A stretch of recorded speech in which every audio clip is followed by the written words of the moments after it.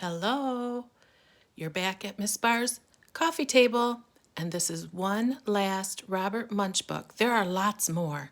You can look them up on YouTube or Google them, and you'll find lots more Robert Munsch books. And this is another whose illustrator was Michael Marchenko. And I bet you can read the title yourself. Look at me. And why do you suppose they need to look at her? There you go. Let's see if it has an end page with some clues. Nope, but two cover pages, two title pages. Oh, here's an end page with a dedication. So pictures on this side, words on this side, with a little bit of plant down here. When Madison's grandma came to visit, everyone decided to go for a walk downtown. In front of City Hall, Madison said, "Look, look, look, I found a ticket. A ticket for free face painting at the park." "Neat," said Madison's grandma. "Let's go to the park." There's her ticket. Ooh, this one's a spread. I'll try. At the park, Madison got in a long, long line. A girl came and said, "Get a scary face like mine." "No," said Madison. A boy came and said, "Get a tiger face like mine." "No," said Madison. A girl came and said, "Get a butterfly face like mine." "No," said Madison. You already saw some clues. What is she going to get? Were you right? The words are over here.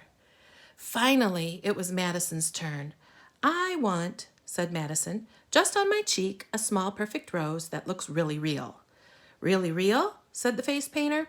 "Really real," said Madison, and the face painter spent a long, long time painting a small perfect rose that looked really real.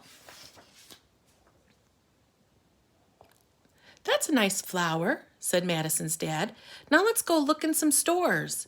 At the hardware store, where her father was looking at drills and saws, Madison whispered, "Daddy, I think my flower is growing."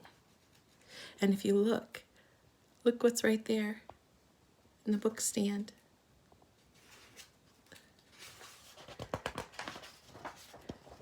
I think I've skipped a page, sorry. There we go. "That's nice," said her father.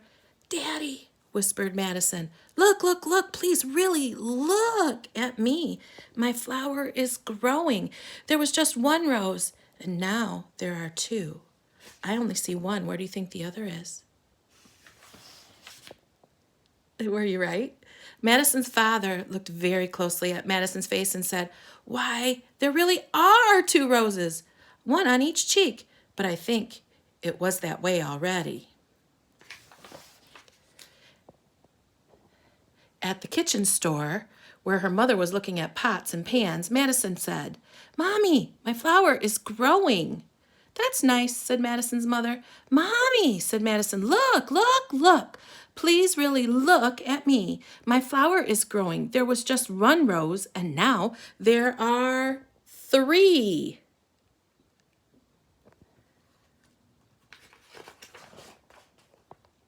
Madison's mother looked very closely at Madison's face and said, "Why, there are three roses. I thought you just asked for one." "I did ask for one rose," said Madison. "Well, I guess that face painter gave you three," said Madison's mother. Looks what's inside the pot. Do you think the face painter gave her three? At the ice cream shop, Madison said, "Grandma, my flower is growing." "That's nice," said Madison's grandma. "Grandma," said Madison, "look, look, look. Please really look at me. My flower is growing. There was one rose, and now there are 24, and I think a leaf is growing out of my ear." Then Madison turned over her arms. 10 roses were growing down each arm, and while her grandma looked, another rose grew on the end of each stem. "One rose was nice," said Madison. 26 is too many. "This is serious," said Madison's grandma, and she picked up Madison and ran down the street to the doctor's office. The doctor was no help. She said, "I know a lot about people, but not a lot about plants." Why do you think she doesn't know much about plants? Let's try the garden store, said Madison. Ooh. At the garden store, the man behind the counter said, "Weed poison.